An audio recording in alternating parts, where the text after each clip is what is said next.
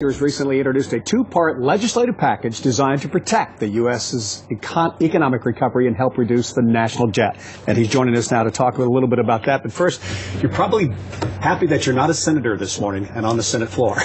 It's amazing to me that the games that Congress is playing and that this is what passes for legislation. So I made fun of it a little bit on Twitter, and boy, people were upset with me for doing it. But I think we got to get some business done. Isn't that part of the reason why you ran? Was because of the mess that happened a couple of years ago? Absolutely. You know, in 2011, we had this fight over the debt ceiling, I remember, which is really how America pays its bills. And we got so close to defaulting on our debt that we had our credit rating lowered for the first time in our nation's history. It cost us about $18 billion in extra borrowing costs, and hurt our economy, cost us jobs, and we're about to do that again. Making the same mistakes again. So tell us about these two bills that you're introducing. Right. So what we're trying to do is really provide a real alternative for people who talk about the debt, the national debt. And I think a lot of us recognize, I do, that over time the national debt, could be a threat to our economic growth. So let's manage it. So the first part of my bill gets away from this.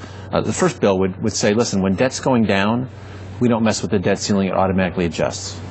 But when debt's going up, the second bill would provide a mechanism, so we would actually bring something to the floor. Today you have these games like you were referencing, but we're really not, this is going to surprise you, we're really not doing legislation like we should. Only the leadership can put something on the floor.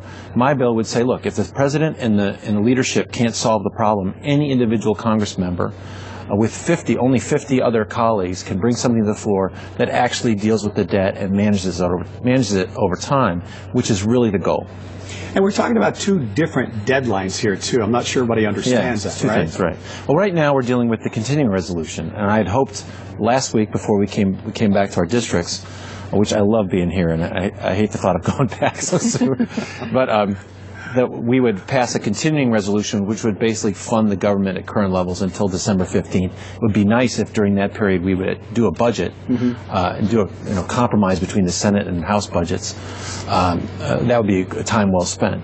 But now they've added a lot of additional conditions to that people won't support, like defunding Obamacare. Is there any kind of compromise in there, or is that just cut and dry on the Obamacare or the health care plan? Well, I think we should fit the bill. I wasn't there when it was enacted, as you know. I watched, like you all did, this fight over Obamacare, and it looks to me like the Congress approved it, the President signed it, the Supreme Court blessed it, it survived 40 repeal votes. I don't think it's going anywhere. So my goal and my office's goal here has been to figure out how do we implement it in a way that benefits our businesses and our families, and if there's problems we need to fix, let's fix them in Washington, D.C., but we haven't reached that point, that constructive point yet. It seems like the struggle with these issues, like the President's health care plan, the government shutdown, the debt ceiling, it is so political. It's so political, and that's why I wanted to, I've sat in a lot of rooms where over the summer where people were they're saying, woe is me, this is going to be bad, and I'm thinking, well, okay, you see these two trains coming at each other, how do we fix it? So I've introduced these two bills. Simpson and Bowles, who did the bipartisan commission, they've said that they like them. They've said it's constructive. I would like to pick up something like this and see if we can't solve the problem rather than all watch it happen and then point the fingers, which seems to be the Washington style. But these bills sound like they make sense. Will they ever see the light of day?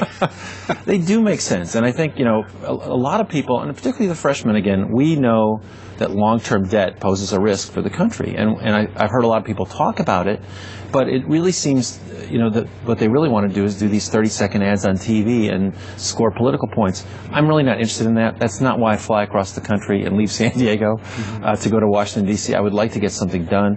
I'm going to try to follow up on these bills and get more sponsors for them, but we would like to solve the problems. That's why I went, and there's no other reason to get on a plane to Washington, D.C. Rather be home in your own bed. Absolutely. Thanks, Congressman, for coming in.